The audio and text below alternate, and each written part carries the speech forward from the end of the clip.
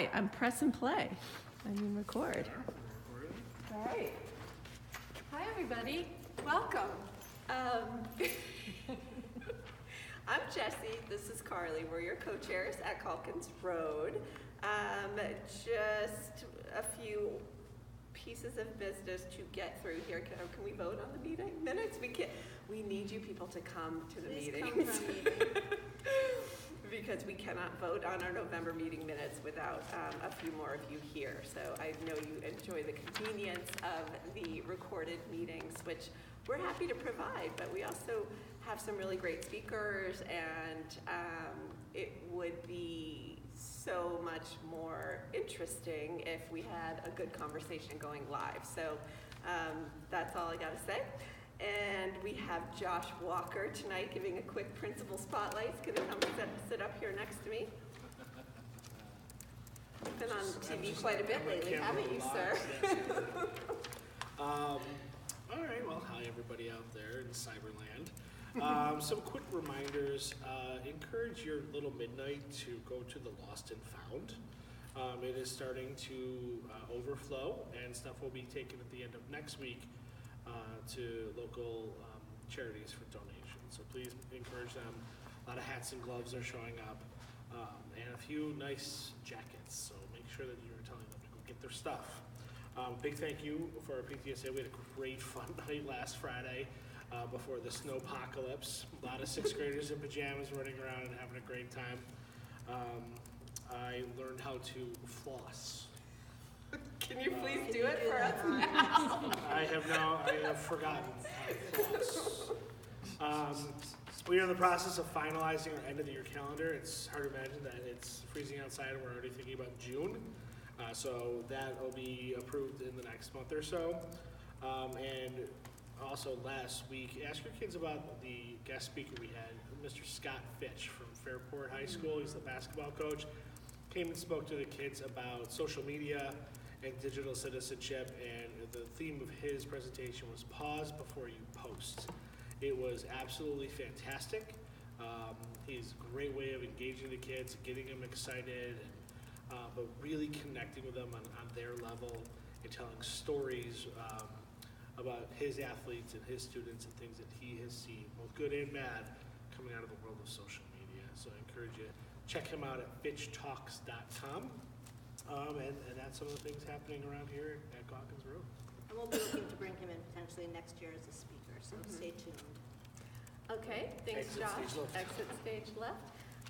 We have just a quick inclusivity update. I wanted to let folks know that at the last district PTSA meeting, there was a pretty lengthy conversation about the lack of transportation and busing for urban suburban kids on days that are, is it holidays? When the city schools are closed, but Pittsburgh schools are open. Yes, so they generally either, if they can't get rides here, they don't come to school. And we talked to the Urban Suburban Committee and talked to, and they're actually gonna, I think, a member of the US committee is gonna come to the next district PTSA committee meeting to talk about ways that we can work together on this, but the individual schools have been asked to talk to counselors and find volunteers in the individual school community who might be willing to offer rides on those days to kids. And we're just putting it out there that, Josh, did Amy Daniels talk with you at all about this? Have you heard about it? We weren't able to connect. She okay. told me about it, but we weren't able. Okay, good. So it's, if you're interested in volunteering for that, you can let Carly and I know, and or let Josh or Mike Valzoy know as well. And we're going to build a list essentially so that we can support our urban suburban families and make sure that they have transportation to school. Number two, please check out Josh Walker on Norma Holland's Many Voices, Many Visions. He was on there on Sunday talking about the Impact Interactive theater-based training that was held here at Calkins Road for our amazing teachers over Superintendent's Day in the fall. So there's, it's on the Calkins Road Facebook page, and I'm sure Josh has a link to it too that he will send out in his next principal spotlight. It was awesome, and I just was really proud to have our school represented in such a worthy activity. For folks who want to come to the next PTSA Inclusivity Committee meeting, it's February 4th, 7 to 8:30, Spiegel Center, room 107. There's a new leader this year. Her name is Nia Frost, and she's joining a leader from last year, Linda Beckford, and she's awesome, and I really hope that we can get some folks from Calkins there to represent as well. What was the time of the meeting? It is 7 to 8:30 p.m. in the Spiegel Center. It's room 107. And then next week we have Black History Month. We don't have a lot of folks here to talk about ideas. I wondered, Josh, is there anything that Calkins is planning on doing to celebrate, or? A lot of teachers and teams are doing things themselves. Yeah, that's what I thought. And our Urban Suburban Club. And I've had the opportunity to meet with those advisors and some of the students. So it's in the works. Got it. Okay, so we can Cool report things. back on that. That's awesome. Okay, so Kimberly is not here today. She's not well, so we are gonna We'll skip. table that. Yeah, we're gonna table the budget review, and we're gonna get right to our guest speaker. Do you want to introduce Elizabeth? Sure. Many of you know Elizabeth because she is the treasurer of this PTSA. But in her day job, she is also the, I'm going to read this because it's long and very impressive, the director of social and emotional learning, the center at the Children's Institute. So it's great that we have a parent so involved with this in her work and her career, and she was generous enough to offer to speak to the PTSA group about this. It's really important. We've heard it at some past meetings. Social emotional learning, it's a piece that's being looked at by all the schools in terms of report cards and how teachers report on kids, but it's also a really important way to make schools inclusive and welcoming. When the kids have higher and teachers have higher knowledge and higher awareness of social and emotional learning, it makes for a much better community at the school. So it is really connected to all of these pieces that we've been talking about. So Elizabeth and Josh are going to take it from here. Come on up. Well, I'm going to list this shot. We sit up here by myself. No, I'll sit next to you. All right. Well, so I had a sort of session plan because I thought it would be better to do something interactive. But since it's just a small group, we could just sort of have it as a conversation, I think. But the main thing I wanted to kind of talk about or get across and help everyone and people who are watching kind of understand what social emotional learning is and why it's important, because so I started working in this field 20 years ago, I guess, at this point. And at that point, trying to get schools to think about social and emotional learning was like pulling teeth, because for the past decade or more, there's been this huge focus on No Child Left Behind, academics, the ELA and math tests was kind of all anybody cared about.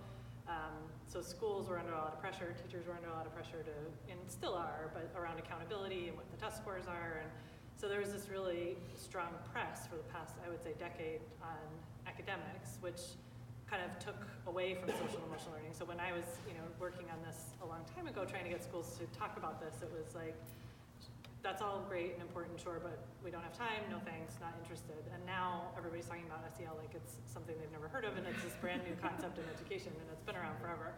So it's just kind of, I think, but it also gets misused a lot, because I think it's a little confusing what social emotional learning is. So I thought it would be helpful to have a conversation about, like, what does it actually mean, what is it and what isn't it?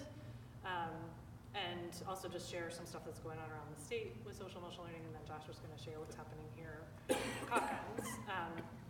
So that's kind of the overview goal, I guess, for this little bit of time. So I think what I was going to start with is just asking all of you guys, just to get at the why, when you think about the skills and competencies you want your kids to graduate from Pittsburgh with, what comes to mind? Kindness. Yeah. That's a big one for me. Empathy without being too involved. Empathy without being too involved. Yeah, don't go into Yeah. sympathy. Right. Yeah, I like that. Empathy, sympathetic. I think awareness of their world, so them, their family, their community, and then the world, and not just kind of what's happening around them. Resilience? Resilience, yeah.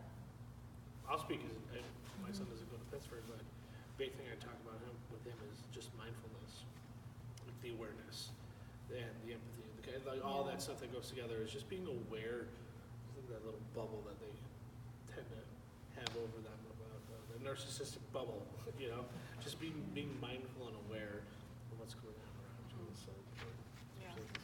I think this is a big topic, especially right now in the news with this child that, was at a rally in DC. I'm sure you all have seen bits and pieces on that. And so many folks have looked at that and thought, where is the learning happening where this young man would know better than to, and the rest of his classmates and the others that were all involved. But really at that age, you wonder like where were the adults that were responsible and where is the social emotional learning, in that situation? What happened? What went wrong? Yeah.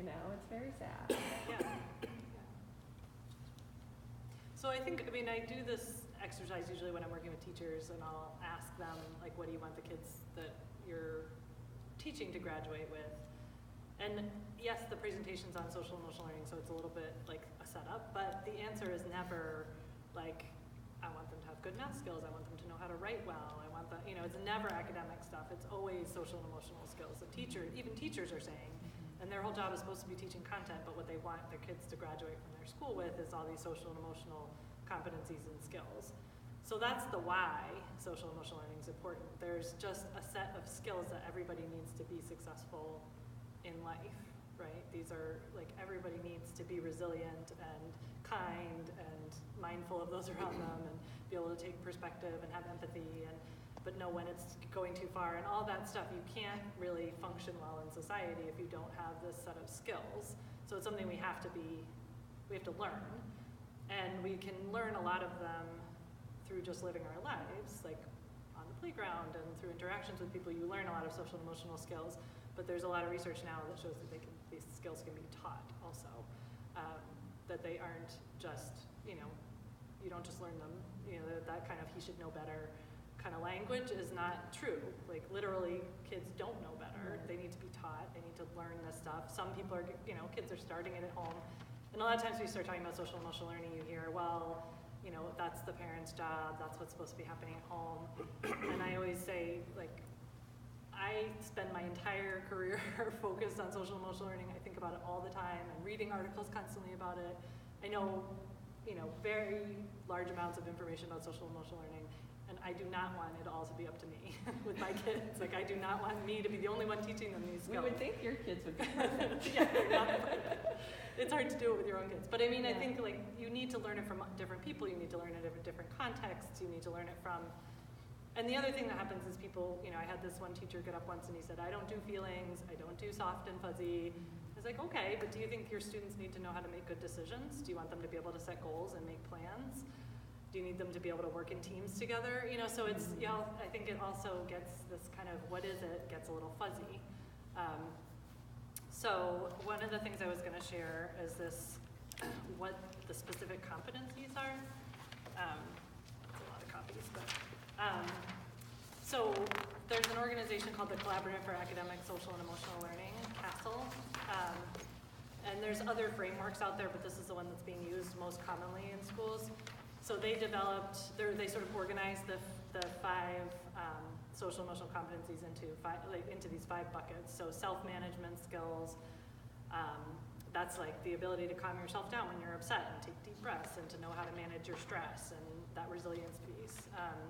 There's self-awareness, so being able to understand what triggers you, what makes you upset, what your emotions are, how you have an impact on other people, those kinds of things.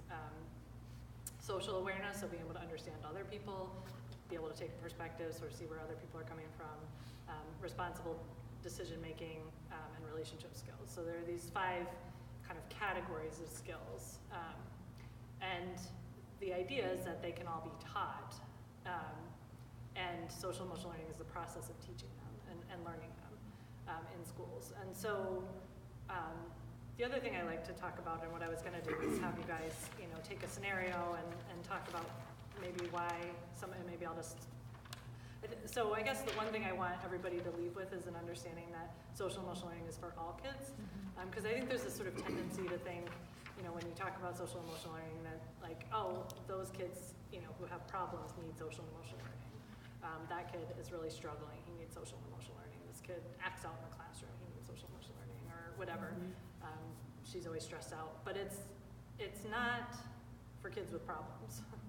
And I think that's something that I always try and convey over and over, because a lot of times, you know, schools will come to us and say we need some support for social emotional learning because, you know, we're really just having all these behavioral problems in the classroom and teachers can't handle it. Can you come help us? And we'll say, sure, that's the place to start. Social emotional learning is definitely gonna help with that, but it's not a behavior management program. It's for the kids' benefit, not for the teachers' benefit. And it's not just for kids who are having problems. Like I said, we all need to know how to make good decisions. We all need to be able to, you know, understand different perspectives and things like that. We need to be kind. We need to, you know, so I think that's just an important thing to understand about it, that it's not the mental health program at the school, and it's not sort of what the social worker does. So, you know, if you think about, for example, you know, your own children, or if I think about my daughter, or all three of my kids, you know, one is, you know, very high achieving, works really hard in school. Teachers always say she's a delight in class. She's, you know, easy to have. I think she would be the kind of kid who probably would, you know, teachers would say, like, I think she's okay, she's all set. But I know that she needs support around, she gets very anxious about things. She, you know, gets upset if she doesn't do well in her classes, and you know, gets like really worked up if she misses one assignment. And, you know, really needs some help to think about those skills. And you know, another one of my kids is, you know, has trouble. He just needs to sort of learn how to manage his energy and excitement, because he has a lot of energy and excitement, but sometimes can't kind of settle down and focus on things. So you know, there's different things for different kids, but everybody needs different things. So that's kind of the broad overview. I think it's so important in middle school especially. It's both the golden opportunity and also the extreme challenge of working with this age, that like you started off this with about, you know, content. Yes, we want our students to learn, we want them to be successful and be ready for the next level, but they're not really available for that learning unless they're in a place socially and emotionally, and they feel safe in school, and they feel cared for in school, and they're able to kind of manage themselves. This is so important. Every middle school teacher, I will stand by our outstanding staff that they don't say, I teach math, you know, or I teach science. They say, I teach middle schoolers, because there's so much more that is encompassed in our team meetings. You know, they're not talking necessarily about what the next field trip is, or how are we supporting this child, or what are we doing here, how can we circle the wagons around. It's just part of what needs to happen every single day. And just hearing you put it, you know, this beautiful piece here, and I checked out the CASA website after we met. It's just great, and it's just so critical for parents and teachers and staff to all have an awareness of this, to help our kids where they are and where they need to go. Yeah. Is there a sense that, so you said you've been doing this for 20 years, it's kind of come more to light more publicly. Is there a sense that this used to happen because of other ways that our society was, or was it, this has really never been looked at as a school responsibility, so this is a new thing? I mean, it kind of feels like, I know we always said back in the day, but it does feel like some of this stuff was more taught when we had more community and people were out more and there was more of that sense, but maybe not. Maybe it really is kind of a newer concept. So, CASEL and the kind of field of social emotional learning was founded by some developmental psychologists in like 1994, and that language around social emotional learning kind of came about then. There was, prior to that, there's like character education, and you probably heard of maybe the developmental assets. So and people call them soft skills, and like there's all kinds of terminology that it's been used, risk and protective factors. There's a lot of different language out there. And so I think one of the challenges is that there's a lot of different ways to talk about it, and people have slightly different takes on what it means. So like character education has taken on kind of a certain political bent and gives people a little bit of, the willy sometimes because it sounds like church or something. For some people that's exactly the right way to go, but for others that feels very uncomfortable, the language. And it is different. That does tend to focus more on kind of character traits as opposed to a skill set and competencies that are underneath those character traits. So it's not, I would say it's not brand new, but that this did exist before 1994 when the psychologists began talking about it, but it probably was less happening in schools in a formal way, and that movement kind of brought it to the forefront of something we can teach in schools, as opposed to it's just what happens at home and in your families and communities. So, yeah. What are the best practices way to teach these skills? Is it a class for kids? Is it a thread through every single subject that they take? Is it what Josh said, where we circle the wagons every day and this kid needs this support and this kid needs, what's the best way to do it? And I've certainly seen our teachers at Culkins are unbelievable in terms of how aware they are of every child, what I've seen. Just in both of my own kids, when they've needed support, I've seen these teachers rise to that occasion immediately and just really in a really great way where my kids feel very supported here. So I'm curious, is there a way to, I would love my daughters to have a little bit more self-awareness, a little bit more, relationship skill building, things like that too. So where does that, how do you say, let's focus on that? Right, I would say, we always talk about the 4 ways schools are doing it. And I would say the first thing is that it's not a program or an initiative or a curriculum, because I think that can kind of make it okay, we do SEL on Tuesdays and Thursdays. Yeah, that's what I was wondering. How does it work? So it's sort of Josh was saying this when we met to talk about this, but kind of a culture shift or a way of a mindset in some ways that, yes, yes, we teach academics, but we teach the whole student. We teach, everything about them. So this is part of our job. Mm-hmm. So schools that are doing it really well are housing it in districts are starting to house it in the curriculum and instruction department instead of the student support services and the mental health department, which is a shift that took place recently. So starting to think of it as something that's like a subject, just like math and English and everything else. We have to teach SEL. There are programs, so there are 4 ways when we work with schools. We always talk about the 4 ways. One is explicit instruction, so that can include a curriculum. I don't think any of the elementary schools in Pittsburgh use one. You guys don't use one. But second step, maybe some of you have heard of that, or paths. But those are explicit instruction where you sit kids down for 40 minutes and talk about what does it mean to have empathy, or what does it mean, how do we identify our emotions, things like that. Those tend to work better at elementary school than middle and high school, although there are some, I don't know if people have heard of Facing History in Ourselves, which is a really amazing social studies program at the high school level that uses the Holocaust and other kind of major events in history to talk about empathy and social and emotional competencies and things like that. And to bring up topics around that. So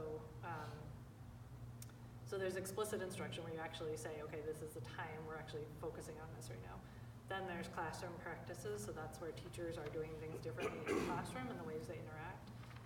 In some cases that might be having a social emotional learning goal in your lesson plan, so that every academic plan also has a social and emotional goal, and you can do that through, it's easy in English because you can always, with books, you can always be talking about what the character is experiencing and how that relates to your own life and things like that. But you can also do it in other subjects. But it can be things like, when you're doing your grouping strategies in math class, you have an explicit part of when the group gets together to talk about our group process and how we're going to work together, and then you have a check-in in the middle, and then at the end you reflect on your group process. So you're still doing your math group work, but you build in some social and emotional strategies. Sometimes it's things like changing the layout of your classroom, letting kids who are kind of fidgety stand up and, and have standing desks or having like the bouncy seats. Some classrooms are starting to have that. Or mind jars in the back of the class, and kids know they can get up and go back to the calm down corner if they need to just chill out for 5 minutes. And so they've learned that strategy, things like that. So that's like the classroom practices part. And teachers kind of need to be trained in it. Some do it intuitively, some don't, and need support in how to do that. Then there's school-wide practices, so that's like potentially, announcements in the morning. So the just even the little tagline at the end of the morning announcements. Yeah, that's, just repeating taglines, hearing things. The midnight way here would be a good example of school-wide practices, assemblies.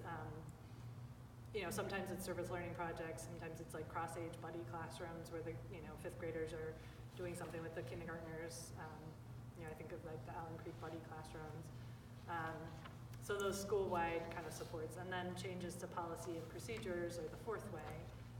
So some schools will like rewrite their code of conduct to be more of a code of character, conduct, and support that's more about like strengths-based and how, sort of less like, here are the rules, you're gonna follow them, and here's the punishment if you don't, and more, here's the expectations in our environment, and here's what we hope for, the kind of community we wanna create, and how we can support each other in being successful. Some schools are changing like teacher leader job descriptions to focus on social emotional learning. So Greece schools they rewrote all their teacher leader job descriptions, and those teacher leaders were focused on SEL and teaching their peers. Greece also has rewritten their report card, so they have a whole social emotional learning. These 5 competencies are on their report card now. So things like that would be the policy kind of shift. So all 4 of those things combined kind of help to build that culture shift and change, so that kids are, like, the language is being reinforced in different settings and with different, everywhere they're going, they're getting some explicit instructions, getting reinforced everywhere. I think a lot of it is, like you just said there, it's about language, it's about repetition, it's about hearing the same things, and using our tagline in the announcements, and having the poster around, and talking about the midnight way and those 4 pillars. I'm sorry, I can feel the voice disappearing. About that creative and resilient, mindful and spirited, and just in casual conversations with kids, maybe unfortunate conversations in the office with kids, but just any opportunity to interact with students, using those same words and same language, encouraging teachers to do it. As you were going through the 4 areas, I'm just like saying, yep, because it has to be everything to really have that impact. A couple of a really cool thing that's happening right now that's kind of going across several of those areas is our health teachers in their curriculum. There's a lot of social emotional learning standards that Erin McCrae and Beth Cascametti with their counterpart over at Barker are amazing, and they've created these posters called I Need posters. It's I need energy, I need focus, I need calm. And then on each poster is between 8 and 12 different things. Draw a figure 8 on your hand while you count to 8. Double doodle, which is always interesting to see the 2 sides of your brain working. Cool. But things that you might need. And so what they've done is these posters are in the classrooms, and they train the kids. This is what these look like. This is what this is for. And really, the goal is to get to the point where every student in the building knows this. The posters are in every single room, and really all the kids need is permission. Hey guys, you got a minute? Take what you need. And so that the kids, that self-awareness and self-management piece becomes so important. They're coming from gym class, they're about to do an assessment in social studies. All right, I need calm. Okay, I'm gonna go and do this for a minute. And she modeled a lot of those activities for our staff, but then offered up, I will come to your classroom and train you. Because all the spring 6th graders and all the 8th graders will know, but we've got to catch the rest of the kids up, right? And then eventually, 2 years, every single kid will be here. She'll come and train teachers, teams, departments, come and teach the kids. And really just continuing that language and of that self-awareness piece is so huge, because sometimes the kids, like, they don't know what they need. And just teaching them that to recognize what they need in front of them. It's really good. It's pretty exciting stuff. Yeah, I wonder, So is there something the district is rolling out, or I feel like we talk about it at ILC, but I can share what I know Yeah. about what's happening. I'd be So, curious. well, I don't know everything, but so Patricia Vaughn is the Director of Student Support Services. Dr. Von Brogan, yep. So she's so she oversees the SEL work. I think it's the doing our best work, being our best selves tagline and what comes underneath that is all part of the district's SEL initiative. I think it looks, every building's doing it differently. She's part of, is it Von Brogan? Is that Von her? Brogan, Dr. Von Brogan is part, we have a principal or a school leader breakfast series, district and school leader breakfast series on SEL. She's been attending that along with a couple of the social workers from the high schools. So I'm hearing a little bit about kind of what the district is up to. But I don't know all the details, and I don't know if there's any, can you speak to are the buildings being asked to do certain things Well, related to SEL? it's been a very organic process. Yeah. And a lot of it came, that Allen Creek, do your best work, be your best self, even when nobody's watching, has really, shout out to Mike Biondi, has really pushed out, and like you said, every building has kind of taken that philosophy, that statement, and made it their own. And I can't speak to what it means, like what is, Allen Creek now has ACES, the ACES, and I can't say what they stand for. Mendon has something, like, I don't know what each one stands for, but it really goes back to that same idea. So it's never really been said, this is what you will do. It's just kind of happened, which is, I think, the best way to support ancient culture when it just, we have such a great group of directors and administrators that work very well together in this district, that just in talking about what students need and talking vertically as well as horizontally, things just happened. It's been exciting stuff. People are very passionate about it. I think what would be great as a district is letting parents know, like Elizabeth, you explained all these things, like I didn't know all these things that were included in social emotional learning, and I feel like, ideally like starting to the kindergarten parents who are like learning, this is where your kids are gonna learn. Yep, they'll have math, they'll have science. Another part is they're gonna learn these skills. And I think when people say, to your point, social emotional learning, they say, oh, that's fluffy, but this is not fluffy. Yeah. So if we could even change the language district-wide of like what you should expect.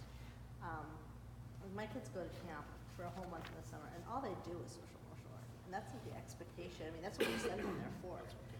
yeah. But I think with school, it's we're all like, well, what classes are they gonna take? And if we bake this in really early that this is what they'll get, then that organic will be supported because they'll have that expectation. And when they hear the stories of, oh, in math, first we had a meeting about, how we should meet, I can see some parents be like, why aren't you learning math? But if that was the expectation built in, that would be a great reinforcement. Yeah. So just since you said that, I didn't bring enough copies. I don't have enough copies for everyone, but the New York State benchmarks, and you guys can share and pass it. So New York State Department of Education is now the 14th state, I think, that has K-12 social emotional learning benchmarks. They're calling them benchmarks, but they're standards, basically. They're just not mandated, so they're not allowed to use the word standard. But they look exactly like the math and ELA standards. They have a developmental progression of what kids need to know and be able to do at each age level in social emotional learning. So these are the state standards. And to your point, Carly, about what parents should know, like they're actually, the state education department is saying, here is what kids need to know for social emotional learning. So it's a specific set of skills. And right now it's not mandated, it's not, the state doesn't really have anything behind it. But they're starting to develop they have an implementation guide that's gonna come out soon. That will be, that gives schools ideas about how to do this. They're going to start having some regional meetings for schools and districts on supporting this. So they're, figuring out ways to make this more and more of a thing that schools are responsible for doing. And that's the exact process they follow with those new academic standards, which is both encouraging and the only concern is like, let's not spend 5-6 years doing this. Yeah. I believe it was last week, the district SEL group, representatives from every building and district came together for a half day just to break down these standards. Oh, really? I have an email from Dr. Von Brogan that was sent today with a whole summary of their work and what their like next steps. And so the Pittsburgh jumped right on this, and they jumped in with 2 feet, ready to go. That's great. Yeah, it's exciting. And then are they, like, how do you measure this kind of thing? And who's responsible for measuring it? It would be hard to. That's a super complicated It is. question. They're Yeah. realized why they need more meetings. Yeah. There's a lot of, there's a whole national work group that's talking about assessment and how to assess these skills, because a lot of them are, it's hard to measure an internal state. Yeah. Right. And so you can do, mostly what exists now are either teacher reports on students or student self-reports, which you can only start at 4th grade. Really, you can't really survey like kindergartners. So there's all kinds of problems with both of those, because teachers are just reporting on what they see and not what they can't tell what a kid's thinking inside. And for students, if I have my daughter fill out a survey today and 3 weeks from now, it'll be different, because it sort of depends on if you're, you just had a big fight with your best friend, or you're really excited because something good happened or whatever, you're gonna answer surveys differently. So there's all kinds of problems with the measurements that exist. So they've been trying to figure out how to do, there's some groups that are coming up with these surveys or these like scenarios that you do on the computer, sort of modules, and how you respond to different situations says something about your social emotional skills. Choose your own adventure. Kind of, yeah. And that's like super expensive and difficult to Oh, yeah. implement, so Plus, there's these no also good. seem like, I mean, I'm still learning up these days. Seriously. And I probably won't be till the day I Right. die. And Yeah, I think exactly. the historic knowledge of a school is my kid will learn this thing, and then they'll be kind of done learning this thing, right? They'll pass their regents, and then they'll be good. Yeah. And that's not true with this. Right. I mean, it's also not true with education, but this stuff really is like, Yeah. I could use some self-management. And in the community, I It's hard just to feel evaluate, like, have you passed? No, like, you're not gonna pass till you die. right, never. Yeah. I just feel like No that's pun the beauty of middle school, is that we're always working on this, and we have the ability to really hope that there's a base coming in, but really start to develop those skills at a higher level in middle school, and get to know the kids well, and the fact that our counselors go with them for 3 years, and really zero in what does this particular kid need, and how are we going to get him or her what they need. It's like I said, it's a great opportunity in middle school. It's overwhelming, but it's a great opportunity. I feel like there's like you said earlier, Josh, there's a language almost that to this, that the repetitiveness of like what those feelings are, naming your feelings and being able to talk about your emotions and feelings in a certain way is a skill, and some people never really learn that. I mean, people our age still maybe can't express themselves in that way, or identify what a feeling is and why am I acting on this feeling that I'm having that I can't really identify. Yeah. So, I mean, it's really, it's so valuable to know that our kids are and there's such a relief. I feel a relief knowing our kids are learning this language, not just in our homes, but also here, and it's being reinforced. It's something that parents can learn alongside of. Like some of the best things that I've read, the empathy or the Unselfie book, or things by I don't know if you're Peter DeWitt, Dr. DeWitt out of the Capital Region. There's a lot of stuff. Has it changed? I'm in my 17th year as an educator. Every month, every year, I'm learning different things. Just how to ask the questions to kids, because it is, tell me what you were thinking there. You say, you say to a kid, what were you thinking? Yeah. Then they say, I don't know. They're probably not lying, Yeah. right? That's just the teenage brain, but it's interesting. What I saw was this. So why don't you tell me? It just changing the approach. And the first thing I ask my son when I pick him up is not, what did you do in school today? Yeah. It's, were you happy in school today? Yeah. Tell me why. Yeah. Well, and the conversation naturally goes. Just changing the language and the mindset it's huge, because my little kid was very stressed about school, which was like, I don't know why he's stressed about school. He's in like 3rd grade, but tell me, are you happy today? Or tell me something that was kind today. Just focusing on that language. So like you said, Jesse, to be able to identify emotions is so hard as a 42 year Yeah, old, right? totally. And looking at that self-awareness and self-management. If you're not aware of where you are, you're not gonna be able to manage it. Right. And I think of that chart. Have you ever seen that chart that has like 24 different faces and emotions attached to it? You know, where a kid could just point at something and you're like, okay, there you go. And that's actually there's one program that has a mood meter and it has Yeah. like words or faces and it's for little kids, but so that they can Yeah. actually pick. And because they don't, especially little kids will say happy, sad, mad. Like those are the three emotions they can name. Yeah. But like there's so many different kinds of mad, frustrated and irritated and you're things like that, or you're excited or you're surprised or you're silly or like there's different kinds of happy, like helping them think about the variation and what causes those things, and then how to manage those when they need managing. Sure. And that's where mindfulness can come in, where you start to really focus on a certain emotion that maybe you want to calm down or you want to amp up. Like I love that I need statement. They're awesome. That's so cool. That'd be great to share in your principal. Yeah, so it's we could, just right at the beginning of it. Like, Yeah. posters aren't even printed yet. It's exciting. Right. It's like coping mechanisms. Yeah. Really, that's it. I want them in my office. Yeah, What do I need seriously. now? Double doodle. Don't eat that donut. I'm gonna eat it because I'm feeling sad. What's a better Double way? doodle instead. Double doodle. It's my favorite one. and how do you fit this in for kids that are struggling academically? Because I'm sitting here with my brain, right? My girls do fine in school, so I feel like I can focus on this stuff because I don't even think about the academic stuff. But I would think if my kid was struggling academically, this would fall to the Like why are we taking time for this? right. So how do you? I think it would help it. Yeah.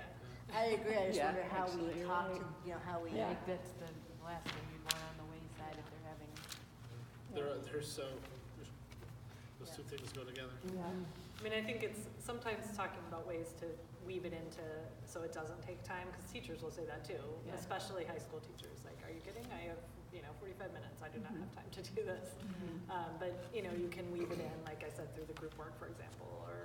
But I think, and the message for parents certainly is that they're all connected. Like, if a kid doesn't feel confident enough to raise his hand when he's confused, then he's going to do worse. So taking time to focus on, self-efficacy skills and things like that is worthwhile. Or when kids are upset or agitated, they can't listen. And so maybe talking about like the brain and sort of some of the things that happen in the brain when your limbic system is inflamed and you can't concentrate and things like that. So sometimes that can be helpful. There's definitely, you have to think about different messaging for parents, but it definitely helps when, helps struggling kids if they have some of this other stuff under control. But sometimes, it can be a hard sell sometimes, so it depends. I think more and more people are starting to become aware of the connection between some of this stuff and academic achievement. But there's actually a ton of research too. There's been a bunch of studies. So there's, Castle did a whole meta-analysis, so a study of like 200 studies with 200,000 kids or something, and kids who participated in social emotional learning programs that were, high quality, they had a set of criteria, had an 11 percentile point gain on their academic tests as compared to kids who didn't participate. So things like that can also be, helpful for making the case when people aren't sure. That's a big number. Yeah. And there's other studies like your social emotional skills in kindergarten had all kinds of implications for outcomes later in life, including being, staying out of the justice system, substance abuse, and controlling for all kinds of demographic factors too. So it really has a huge impact. There's a lot of good research. And employers are now talking about, there's a lot of studies also showing that employers, when they say what skills they want, it's all social emotional skills. They're saying we can teach content, but we can't teach kids They who want are, emotional intelligence. Yeah. They want someone that shows up to work on time. That can work well with others. Right, knows how to write an email, can talk on the phone to a Right. client. Can read a room. that doesn't freak out and walk out of a meeting. Yeah. Yeah, it's not as acceptable anymore. I think it would be great if we had going forward, how we have inclusivity updates, if we had some social emotional, either tip Sure. or an update if it, Oh, I love as that. it does grow throughout the district. Because I think it is one of those things that, parents feel like they can incorporate home more than, right? I'm not gonna be like, talk about social studies at dinner. I'm like, you can that in, this can, Yeah. I think one of the biggest things you can do is have dinner. Yes. Have dinner. That's Which it. is so hard with the schedules that we It all is. have. It's, that's some pretty irrefutable research too, just sitting around and talking. Especially middle school and older, I really do feel like that family gathering time, Device-free dinner. device-free, it's hard to make happen with all of our schedules, all of us are working, our kids. Maybe the and Walker our House, kids. our TV broke for the last week and it was a snowstorm. It was awesome. Family time. Yeah. I was ready to come back to work. Oh, okay. Everybody put it out. We pulled back some layers. Yeah. I remember like last year and previously being like, what is the big deal about family dinner? It's not that hard. And now Ella's in middle school. And I'm like, oh, okay, now I get it. Mine's She's going busy in. like every night. That's it. It's hard to get everybody together. It's hard to keep everybody fed at this point because Yeah. they're Well, like just sports growing and and activity everyone's schedules. eating everything. I'm in Wegmans every day. we're starting to like run out of food by Wednesday, like a few weeks Oh, ago yeah. I noticed. Yeah. Crap, I gotta buy more food. Yeah, exactly. Eating so much I more know. all of a I sudden. don't know if we're gonna make it through the snowstorm. Yeah, right. Out of crock pot.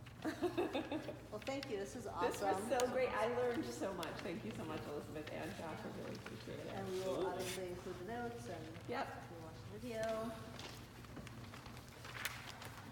So, a couple of dates, this will be included in the notes. There's a district PTSA meeting tomorrow? Yeah. Tomorrow. There's also a select course meeting. There's a Board of Education meeting on the 28th. Then the next Board of Education meeting, the 11th, is that budget work session. Really important to go to so you understand with the vote before the spring vote, knowing the budget. The PTSA inclusivity meeting, Jesse already mentioned, that's on the 4th. The musical is coming up in a couple weeks, Shrek, so come out for that. I'm just gonna scoop around. Obviously recess. Our next meeting is on March 19th. Thank you.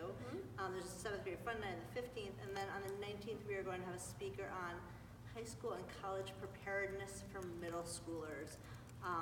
This is not meant to be, how do you get your kid's resume ready? It's really just what to start thinking about, especially for 8th grade parents, but also for younger kids, as you go into high school, especially with this great talk we just had, how do you prepare your kids and what should they be thinking about, especially as grades start to kind of count on their record more.